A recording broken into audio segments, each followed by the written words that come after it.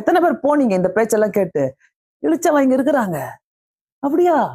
மாமி மாமி நாளைக்கு நம்ம கூட போலாம். ஹலோ ஹலோ ஐயோ எங்க நம்ம கூட போலாங்க, நம்ம கூட போலாங்க. இருக்கிற ஆவிங்க இருக்கிறாங்க இதெல்லாம். என்ன இப்படி எல்லாம் நம்ம போலாம். காலையில 3 மணிக்கு பீச்சுக்கு போலாம்.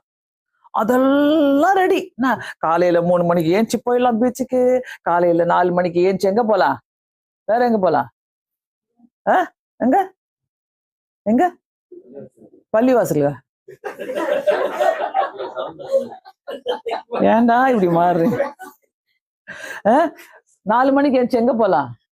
இதெல்லாம் மாறாத ஜென்மம். இதெல்லாம் இதுக்கெல்லாம் பழக்கம் வழக்கெல்லாம் மாத்தவே முடியாது. இங்க இருக்கிற சில கூட்டம் இருக்குது, அதெல்லாம் மாத்திக்காது. இங்க இருக்கிற வரைக்கும் தான் அப்படியே பரிதாபமா ஆண்டவரே ஏசப்பான்னு பார்த்து நிற்கும்.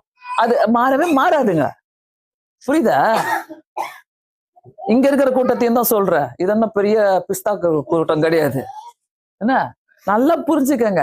இந்த நீ ஏஞ்சி காலையில ஜோம் பண்றியா? எத்தனை பேர் ஏஞ்சி காலையில ஜோம் பண்ற? கையை தூக்கு. அதிகாலையில 5 மணியா 4 மணியா 3 மணியா? இந்த அதிகாலையில ஏஞ்சி ஜெபிக்காதவங்க லேட்டா தான் பாப்பீங்க எல்லாத்தையும். இந்த அதிகாலையில எழுந்திருச்சு ஜெபிக்கிறவங்க மட்டும்தான் 12-1 மணி வரைக்கும் உனக்கு முழிக்க தெரியுது. என்ன ஆன்லைன்ல இருக்கிறவங்க கேட்பீங்க, உங்களுக்கு என்னத்துக்கு இந்த கேள்வி இல்லைன்னு கேட்பீங்க. நீ உடனே கமெண்ட் போட்டுருவேன், உனக்கு என்னத்துக்கு இந்த கேள்வி இல்லை. நீ கமெண்ட் போட்டா கூட நான் பயப்பட மாட்டேன். காட் பிளஸ் யூ போட்டு போயினே இருப்பேன். நேற்று என்ன ஒருத்தர் கூப்பிட்டு பேசினாரு. ஒருத்தர் சொன்னாரு, அம்மா நீங்க கமெண்ட் எல்லாம் பயங்கரமா போடுறாங்கம்மா. ஒருத்தர் போட்டிருந்தாருமா, ஏன் உங்களுக்கு இவ்வளவு மேக்கப்னு சொல்லிட்டு அதுக்கு நீங்க காட் பிளஸ் யூன்னு போட்டீங்கம்மா. அன்னைக்கே நான் உங்க ஃபேன் ஆயிட்டேம்மான்னாரு. எப்படிலாம் கத்தர் மாத்துறாரு பாருங்க. அதனால நல்லா தெரிஞ்சுக்கங்க, இந்த அதிகாலை எழுந்திருச்சு ஜெபிக்கிற ஜபங்கள் ரொம்ப முக்கியம்.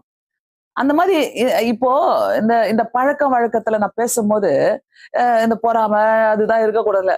இந்த இது பேசுறாங்க பாத்தீங்களா, பொறணி பேசுறாங்களே, அதுக்கு என்ன சொல்லுவாங்க? பொறணி பேசுறது, புறங்கூறுதல்.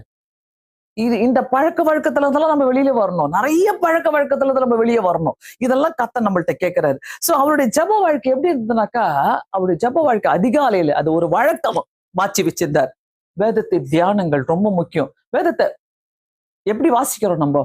அப்படியே பாஸ்டர் சொல்லிட்டாங்க, அதனால அப்படியே வாசனம பிதாவே உமக்கு சித்தமான இந்த பாத்திரம் என்ன விட்டு நீங்க பிடிச்சு ஆயினும் என்னுடைய சித்தம்.